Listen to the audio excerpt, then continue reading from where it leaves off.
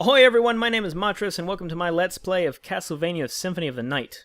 Released in '97 by Konami for the PlayStation, it is widely considered to be one of the best, if not the best, installments of the Castlevania franchise, and for me, it is the only one that I've spent an inordinate amount of time playing. 1 to 200 hours probably, over the course of owning it since I was like 12. But we're going to start fresh on a new slot of the memory card. Remember slots on memory cards? Those things don't exist anymore. I am not actually playing on the PlayStation version, not the black disc. I'm playing on the digital PlayStation version from the PlayStation Network store on my PS3.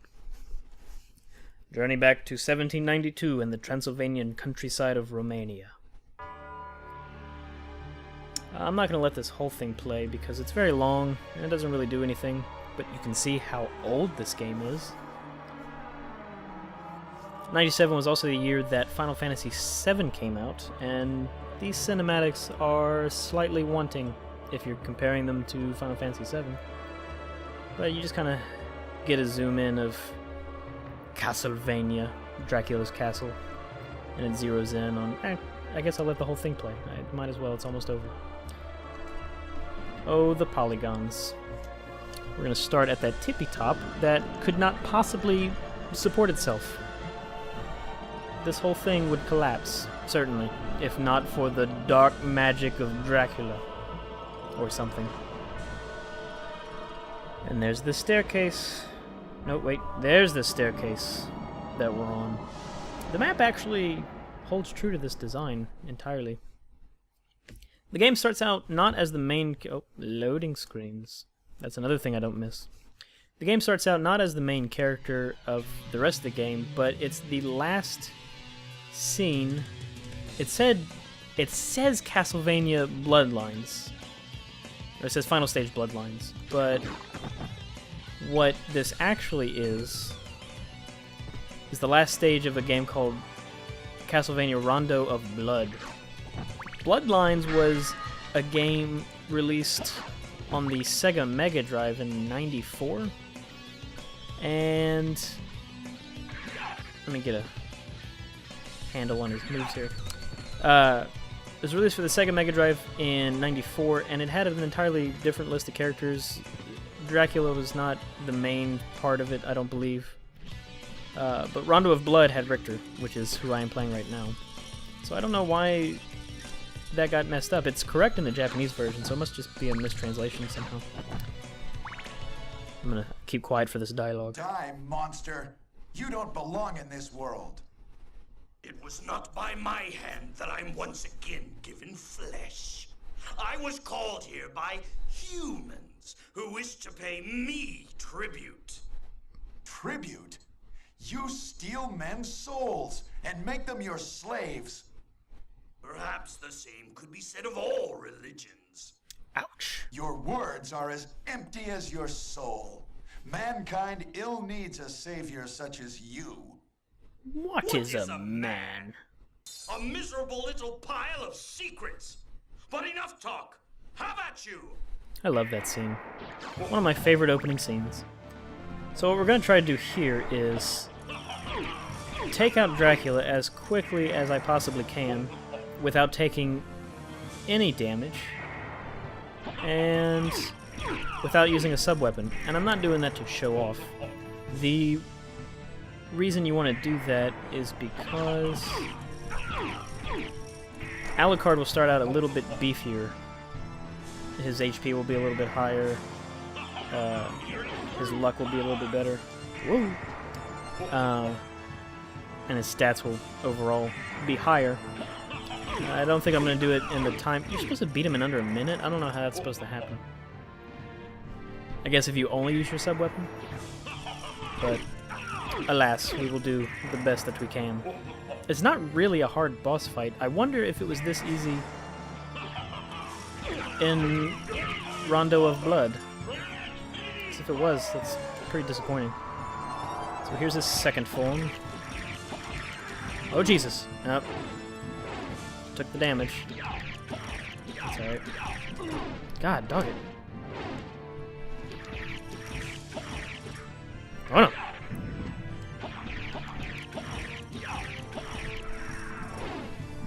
still won't use a sub-weapon. That should help me out a little bit. I'm gonna beat you. Oh, Jesus.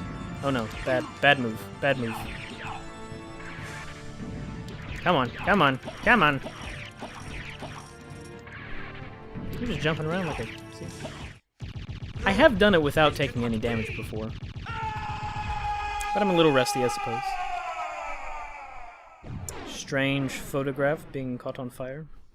Now I have to read to you a whole bunch. I apologize for this. It was Richter Belmont, the legendary vampire hunter who succeeded in finally ending the menace of Count Dracula, Lord of the Vampires, who had been brought back from the grave by the Dark Priest Shaft.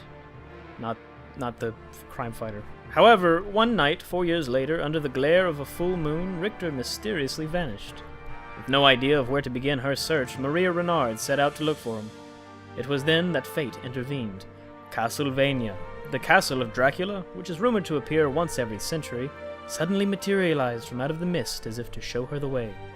Meanwhile, powerful forces were struggling for the soul of a man named Alucard, the very same Alucard who had teamed up with Trevor Belmont to battle his immortal father, Count Vlad Tepes Dracula. Alucard, which is curiously a backwards spelling of Dracula, in order to purge the world of his own cursed bloodline, had submerged his vampiric powers and entered into what was supposed to be an eternal slumber. But now he is awake and aware of the evil once again at work in his homeland. The time has once again come for the forces of good and evil to engage in their ancient battle. Dracula's castle beckons for you. Shouldn't it be beckons you? And no man can say who shall emerge victorious. I'm gonna go ahead and be the one man to make the call that I'm gonna emerge victorious. The moon is not that big. That's just silly.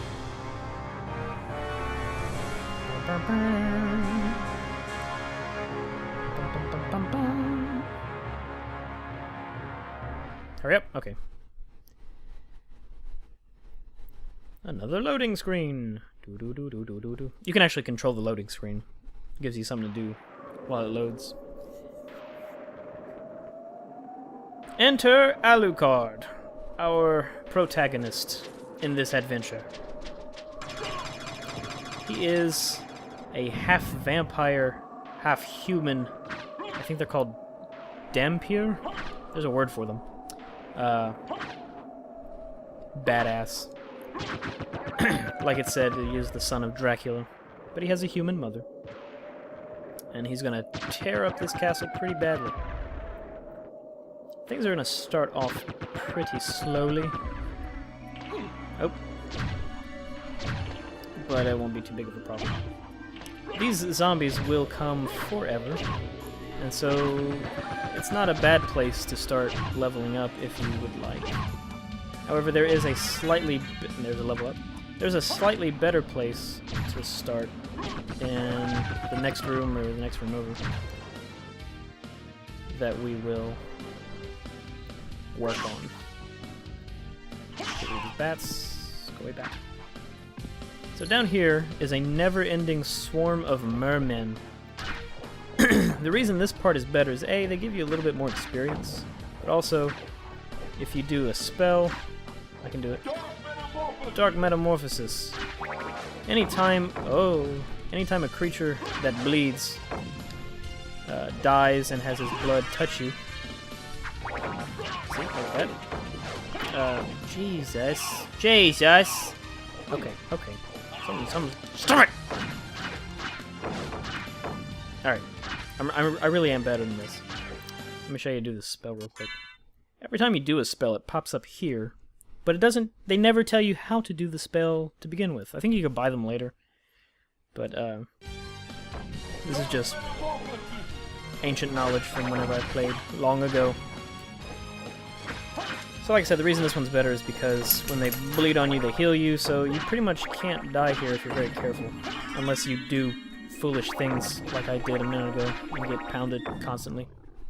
I'm not gonna... I usually stay here until like level 10 or 12, but I'm really going to just stay here until level 5 or 6 maybe. Let's see, each of these guys... I'm at 505. 513, 6 points. So it goes by pretty quickly. Those zombies, I think, give you 1 or 2 experience apiece. At the beginning of the game, you are decked out with all kinds of awesome equipment that you don't get to keep because it makes you too awesome. There's like a special move with the sword that you can't do with any other sword. Or at least not that specific move. Many weapons have special attacks and things like that. Ooh. But this is the only one that allows you to, like, whoa, no. Hold on. Wait for it. Sorry. It's hard to concentrate. This is the only one that will allow you to teleport and hit from the back. It's very convenient. Okay, I'm at level 5, that's good enough for me. I'm gonna take a look at my...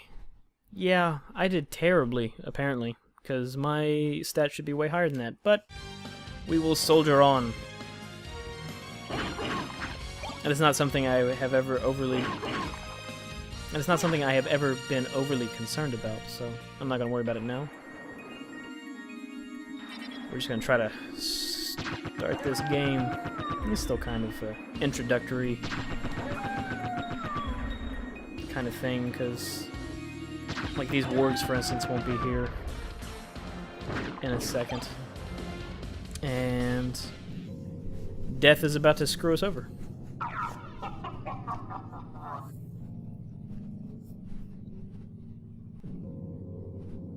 Unless the game freezes, what is going on? Hello?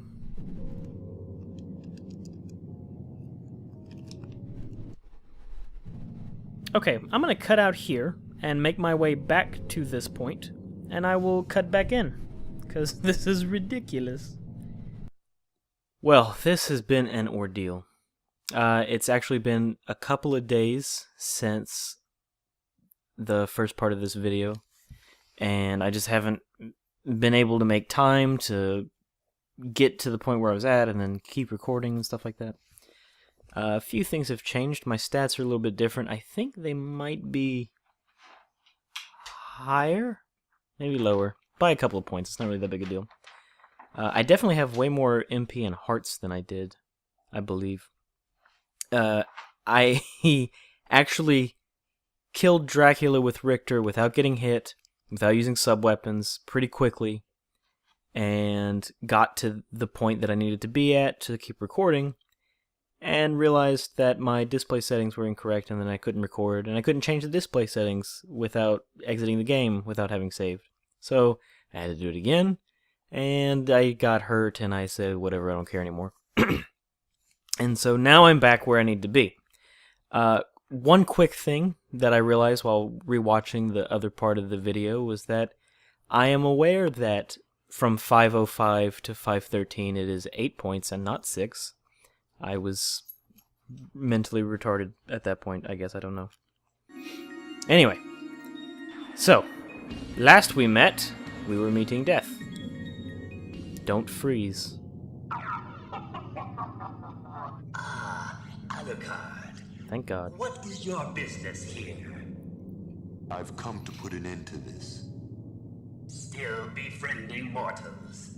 I'll not ask you to return to our side, but I demand you cease your attack. Nope, nope, nope. I will not.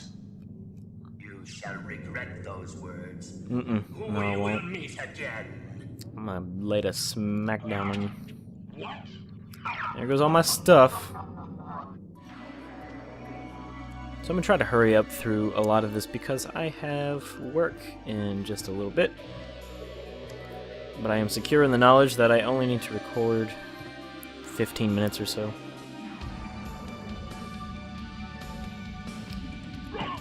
Oh jeez. That enemy is only there to give us our first weapon. I can't go anywhere through here, but I'll show you it. Oh, there's a big wall. Alas. This enemy is here for our other weapon. if we look at it, we can see that its attack is poop, and it's a two-handed weapon, so we can't have a shield. So I don't know why that exists. Finally, a save point. I'm sorry that you had to hear my dog just then.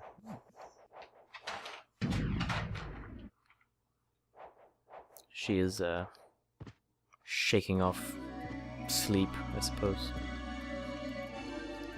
It's quite early in the morning. This is our first relic. Sorry about that. Had to let the dog out. Anyway, this is our first relic. There are a lot of them to collect. This many of them. Now I'll give you special abilities. This one is the Cube of Zoe, or Zoe, and it just allows us to start getting items from these candlesticks. Each door leads to a different area via that loading scene, I guess. We are now in the alchemy laboratory. Whoa, Jesus. Whoop. So the reason I wanted to start doing Let's Plays is because I like watching them a lot. I watch quite a few of them, mostly the Mindcrack guys, if any of you know who those people are. What did I just get? Oh, the body armor. And I decided that I wanted to do my own. However, there is a lot that goes into deciding how one wants to do Let's Plays, I find. It helps to kind of have an idea of, God, what's gonna separate you from other people. And, you know, I could just do new games and put that footage out, but everybody does new blockbuster titles. And I would just get lost in the crowd, probably. But I decided that instead of doing games I had never played before, although I will probably still play those types of games, I wanted to play my favorite games and share them with all of you. And this is just the first one that I started doing. I have plans to do many others, although I don't want to do them all simultaneously because then I'll get way overburdened. Position. Okay. There are lots of secrets in this castle, this being one of them. And you have to find them all to get 100% or 200%, which will be explained later. The way you get percentage points is every room of the castle is represented by a tiny blue square, and each of those squares makes up so much of a percentage point. I'm not exactly sure the ratio, but you have to uncover all of those to get the maximum percentages, which is actually higher than 200, either by a couple percentage points or a couple tenths of a percentage point. I'm rusty on that one. So I could swear I got to 204%, but then I read up in preparation for doing this this Let's Play that the maximum was 200.4, which might be what I did. I don't know. It's been so very long since I've done that much exploration. I've beaten the game. I don't even know how many times. I've played it so many times throughout my life that it's innumerable. And that's why I still pretty much know where everything is. Da-da-da, cape.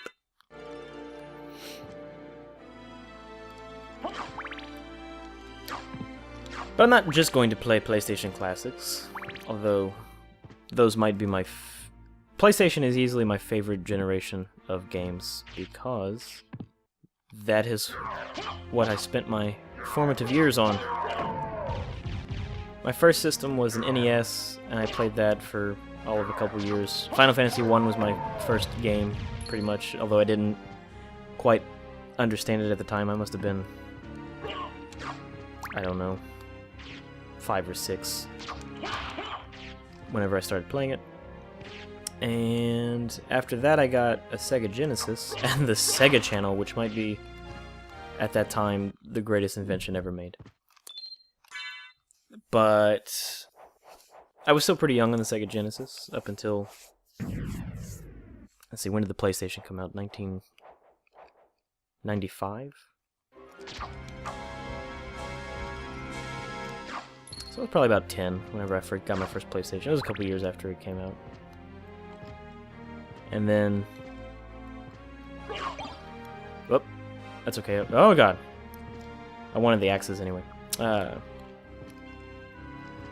So my adolescence was spent on the PlayStation, and it was wonderful. That room, now that I think about it, goes to a sealed door that I can't open yet, so I'm not even going to bother. Here's our first boss fight. It's a couple of chumps that I must destroy. Come back here.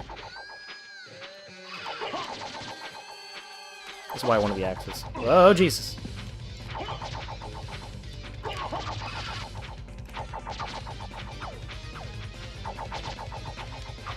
Whoop, whoop, whoop.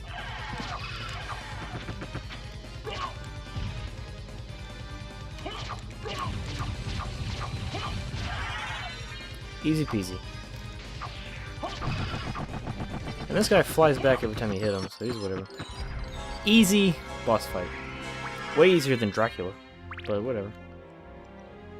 For the first castle, every boss that you beat, you get a life max up.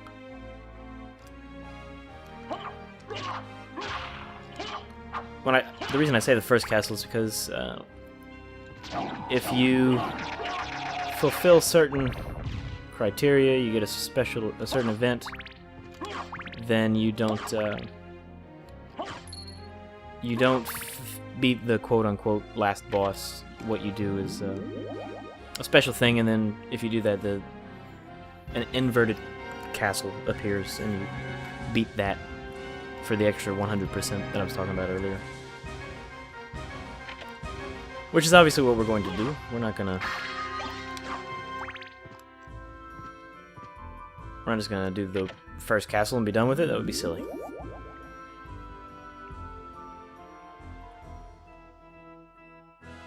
Long elevator ride.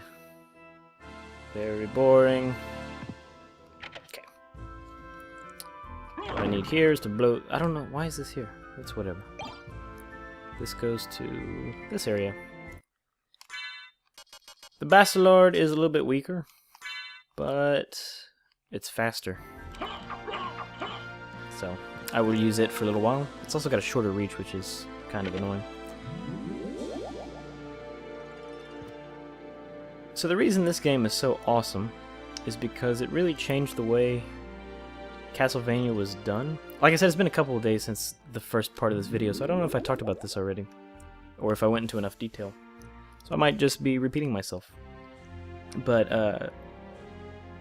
there's a lot of exploratory elements to it now. Before it was just linear level design. And so, as you can see, this kind of looped back around to a place I'd already been before. And that holds true for the rest of the game. Different items you get will allow you to get different places throughout the game that you couldn't reach before. I would like to save my game.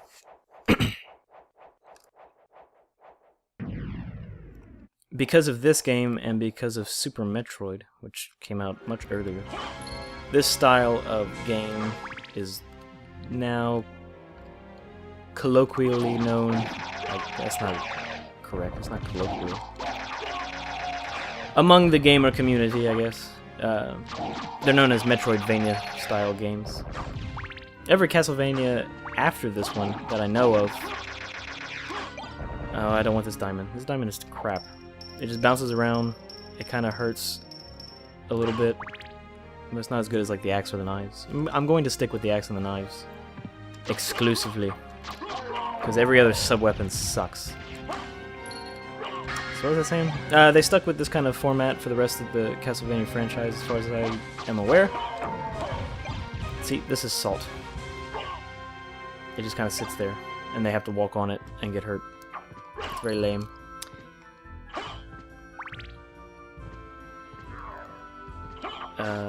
This game actually, when they made it, there's nothing up there, wasn't supposed to be that big of a deal. It was kind of like an offshoot of Rondo of Blood, and they didn't think that...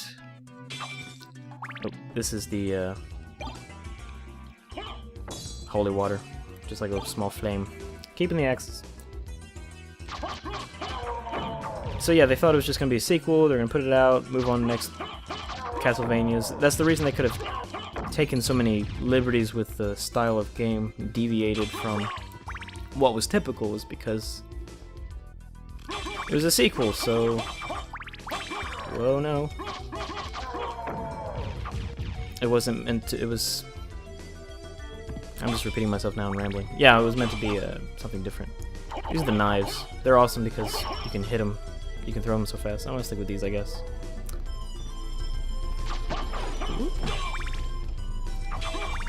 Oh, another thing that I forgot to show you, since the freeze up with death, is that I remembered some more spells, which I can show you now. There's the Summon Spirit. It's just a little white, ghastly thing that runs around and hits things. The Tetra Spirit, which is 4 of them, hence Tetra. And then, since I am the son of Dracula, his move, which can do the 3 little fireballs, or come on now, do it again. Or don't I have enough? There we go. Or if you hold up whenever you do it, great big fireballs. Because why not? Alright, so I think this is going to be my final save point. I need to be getting ready for work, and the video is going to be running a little long maybe. But I hope you enjoyed. If you did, leave a like, subscribe if you want to see more, leave a comment below, I might reply, and I'll see you next episode.